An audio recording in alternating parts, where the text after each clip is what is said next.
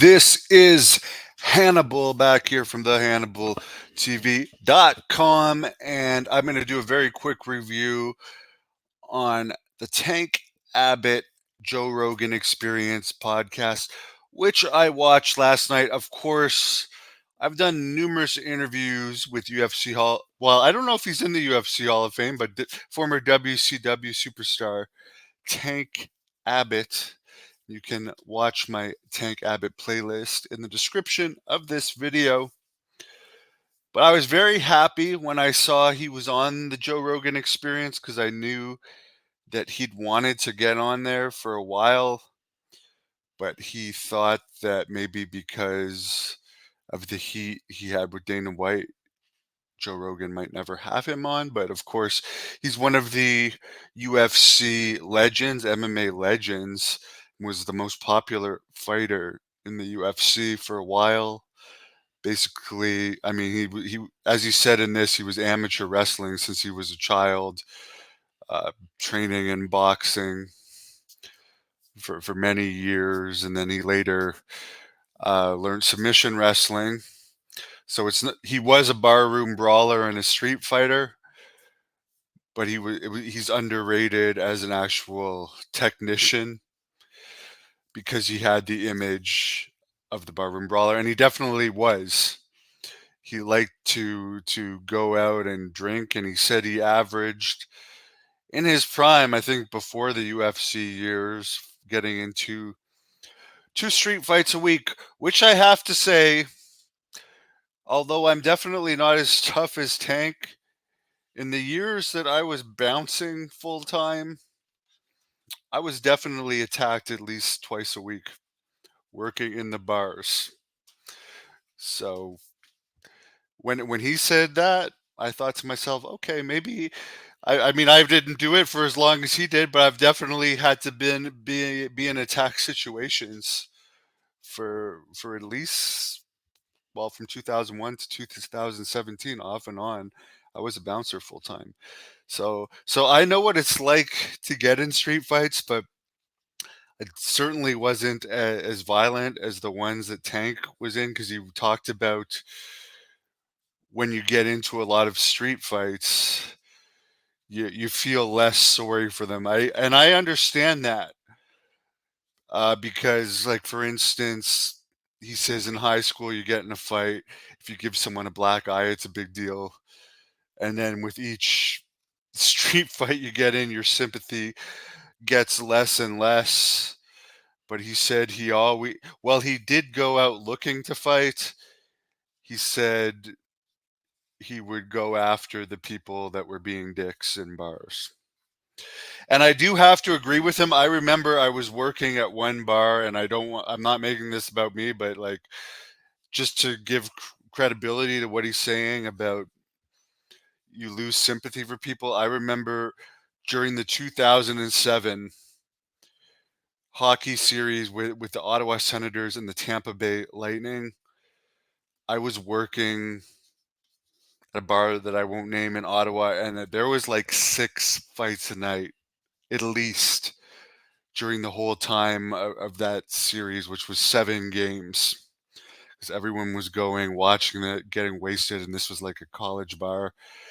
And I remember just by the end of that series, let's just say we were not being nice with the people that we were throwing out, because we were just getting fed up of dealing with it, and that we were definitely not having sympathy. So I understand him there. He threw so many shots at John McCartney, who is, it's understandable that he has heat with him. He brings up, I think it was his UFC 6 fight where John, and I forget the name of the opponent. Forgive me, I've had a lot of concussions. But John stood them up when it's supposed to be no rules, and Tank was in control, and he ended up not winning that fight. Whereas if it's supposed to be no rules, why are you standing them up?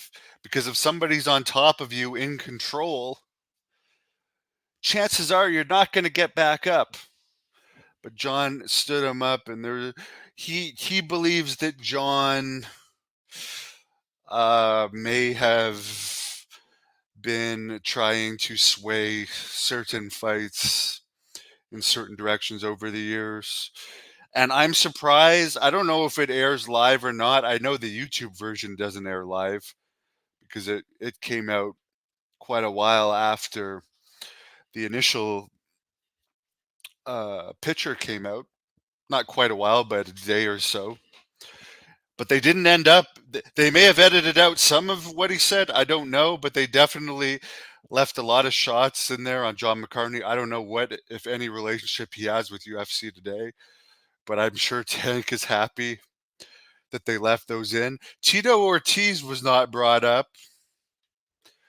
Nothing from Tank actually brought up WCW at one point, and it's funny because Joe Rogan's not a wrestling fan, but for wrestlers or wrestling fans, and he has a lot of fans as wrestling fans, and a lot of UFC fans watched him as a wrestler. I think he's underrated. His popularity in WCW, I mean, at one point they were going to make him world champion, which they should have because he was a credible guy. I mean, look at all the other people that they made world champions: David Arquette, Vince Russo, Jeff Jarrett. And I'm sorry, to me, Tank Abbott is a more credible champion than Jeff Jarrett as a world champion. He's more known. He was on Friends, for God's sake. I mean, it would have made more sense, but God forbid they ever have a good booker in WCW after the Kevin Sullivan NWO run.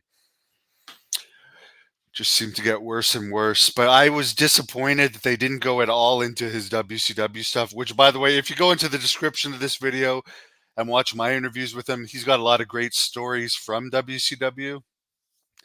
You can hear about his hatred of Lex Luger and Terry Taylor. But he was mentioning in WCW, he was one of the people that still had time left on their contract after WCW was bought out. So it was during that time where he was like basically sitting at home drinking a lot, which he ended up getting a liver and kidney transplant. He'd been drinking all of his life, but I mean, that didn't help his health sitting at home. And surprisingly, WWE never gave him a shot. Maybe he wanted to go back into, that's one question I'll ask him if I interview him again, which I'm sure I will. Like, why he didn't try and get in WWE. I guess he probably just wanted to go right in back into MMA, which he did. They Yeah, I'm surprised they didn't ask him more on that. Joe Rogan, I've seen a lot of Joe Rogan experiences. He didn't seem like he was very respectful in this interview and stuff, but he didn't it seemed like he was almost not asleep, but he didn't seem like he was into it as much as I've seen him in others. And he didn't talk as much as he has in others. Like, for instance, when Joe Rogan had The Rock on not too long ago, it's funny. Joe Rogan talked, it seemed like almost more than The Rock. It almost seemed like it was Joe Rogan telling The Rock stories for a lot of the podcast. And he's the podcast master. I'm not critiquing him. I just found it odd that, like, first of all, he just didn't seem like as into it as normal. And there were some topics that weren't covered or maybe were cut out that I thought would have been good stories. But overall, there's a lot of street fighting stories in it. Tank plugs his book, which is available on Amazon, so I'm glad he got that plugged. It's stories. It's technically stories under a different name to avoid legal issues. I don't know what the statute of limitations is for bar fights, but if it's 7 years, he could probably legally talk about the stuff that he did. But Tank, as I said, he's one of the nicest people in the wrestling business. I'll consider him a wrestler because he was a wrestler. He speaks the truth. Joe Rogan even said it in this. He doesn't lie. He speaks the truth. He may have a high opinion of himself, but at least he's honest about it. At least he doesn't pretend to be humble. But as a person, he's actually a nice person. Kevin says, "I wish I could interview the cop's son that he beat up." Yeah, it'd be interesting. I am maybe going to do an interview with the guy that took all those elbows from Gary Goodridge at the UFC in Puerto Rico, with Tank and him at the same time. Sometime in the near future, Tank is friends with that guy. But anyways, I would suggest you guys watch it. And I'm happy he got on there. He was also on Rampage Jackson's podcast recently, and wish him all the best. And you know what? With all the, I know he's still. It showed in this that he had a hard time remembering some things, and obviously he's been through hell. He broke down at one point, talking about how close to death he came. He actually legally died like 5 times. So I'm proud of him that he survived all that. He is a survivor. He is one of the toughest people in the world. Um, but yeah, I wish him all the best, and I hope with all the revelations and like stem cell treatments and regeneration, and I'm hearing from Tony Robbins, who is like stays real close within the modern medicine world. They're actually working on being able to grow new human organs and stuff within the next 10 years. So hopefully Tank's only 59. With the advances of medicine, he'll be around a long time. And his wife Sally has done wonders for him. He's lucky to have her, and she's a great person. So shout out to her. Hope everyone watches it. It was a good interview. And check out Tank Abbott's playlist right here on the Hannibal TV. It's in the description of this video.